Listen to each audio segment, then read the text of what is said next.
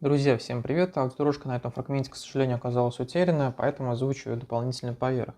Сегодня мы продолжим разговор о прохождении технического обслуживания на Весте. Не так давно я рассказывал, как проходил первое ТО, и вы поддержали идею продолжить цикл таких материалов. Ко второму ТО я подошел с пробегом 18 600 километров при регламенте в 2 года или 30 тысяч километров пробега. Напомню, первое ТО проходил при пробеге в 9600. На первом ТО я отмечал туговатую работу механизма переключения передач, но к нынешнему моменту замечаний у меня больше нет. Передачи включают с равным усилием, без заеданий. Скорее всего, прикаталась по пробегу. На данный момент из замечаний при сдаче автомобиля я отмечу лишь стуки и скрипы от передней подвески, которые особенно проявились в морозы. Последние 2 месяца у нас, как и везде, не бывала холодная зима, и вот даже сейчас в марте я заучу этот материал, морозы не собираются отступать. Я не могу сказать, в чем именно причина, в том, что чем-то намерзшем на элементах подвески или это очередная поломка. При прошлом обращении на обслуживание я тоже отмечал стуки в подвеске, но они были постоянные, и мне по гарантии заменили опору двигателя. Вот та самая опора, которую мне заменили в прошлый раз, сейчас визуально она целая, и если в ней очередной дефект или нет, покажет диагностика. Поэтому отправляемся на сдачу автомобиля, оформляем документы и ждем вердикта. Если вы планируете покупку нового автомобиля, то удобнее и выгоднее всего это сделать через autospot.ru. Ведь тут собраны все предложения по новым автомобилям в наличии по реальным ценам со всеми скидками, что есть у официальных дилеров. И теперь, кстати, вы можете посмотреть, при каких условиях эту скидку получаете. Для этого нажимаем на кнопку «Сниженная цена» и видим, какая скидка нас ждет, если покупка за наличные, трейд-ин или кредит. А если у вас уже есть автомобиль, то вам пригодится сайт Автоспот для того, чтобы найти лучшие цены и скидки на плановое ТО вашего авто и записаться в удобный вас сервис онлайн.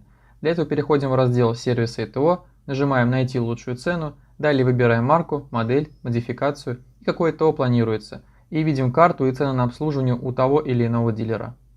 Сравниваем цены, скидки и записываемся.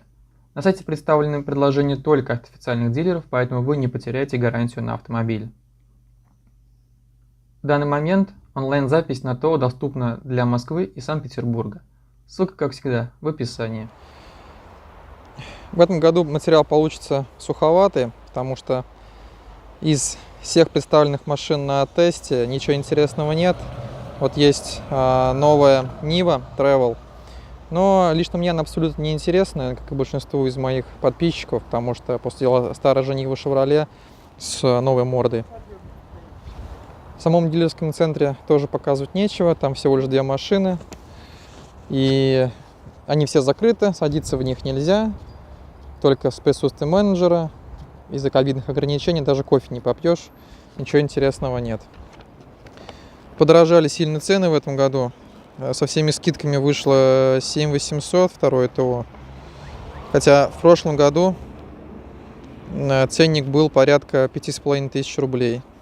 Вот такие вот цены, смотрите. Техобслуживание, материалы, все оригиналы, кроме фильтра салона и воздушного фильтра.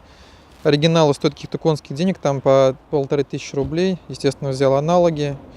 И 10% скидку нам предоставили, но все равно 7800. То есть ценник, я считаю, для Лады вообще не гуманный.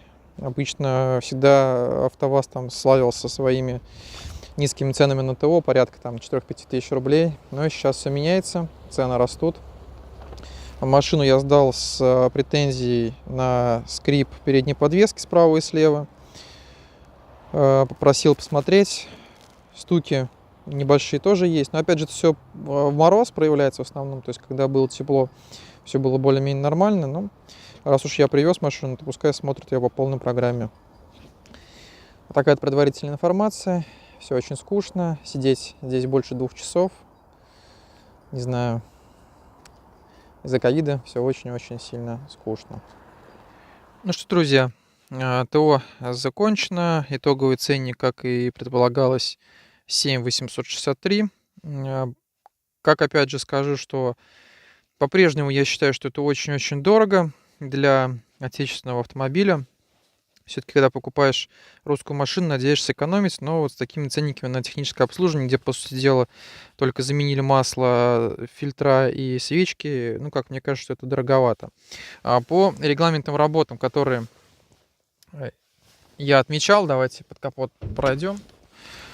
По поводу опоры ее осмотрели, износа у нее практически никакого нет, и мастер сказал, что замена допустима только при износе минимум 2 миллиметра в резиновой части. У нас такого износа нет, поэтому нам ее не поменяли. Хотя сказал, что нам тогда поставили обычную опору самого первого образца, а с декабря,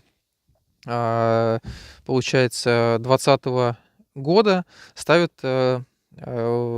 эти новые образца резинки. То есть здесь корпус и сама деталь не изменилась, но сказал, что изменили состав резиновой смеси вот в самом сайлентблоке в этом.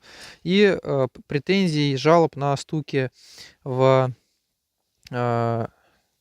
в этом механизме у людей пропали. То есть все, что нам сделали сейчас, это ее немножко смазали дополнительно, чтобы износ был меньше. И сказали, что если стуки продолжатся или повторятся, то уже приезжать снова по гарантии, и нам ее будут менять. Но хотя вот смазка, не знаю, что именно помогло, то есть протянули подвеску, как сказали, сейчас вот ехали, подвеска работает нормально, то есть замечаний у меня к ней нет. Не знаю, что помогло, либо протяжка, либо смазка вот этого узла, либо то, что машина просто постояла долго в тепле, оттаяла, все, что там намерзло за 30-градусные морозы.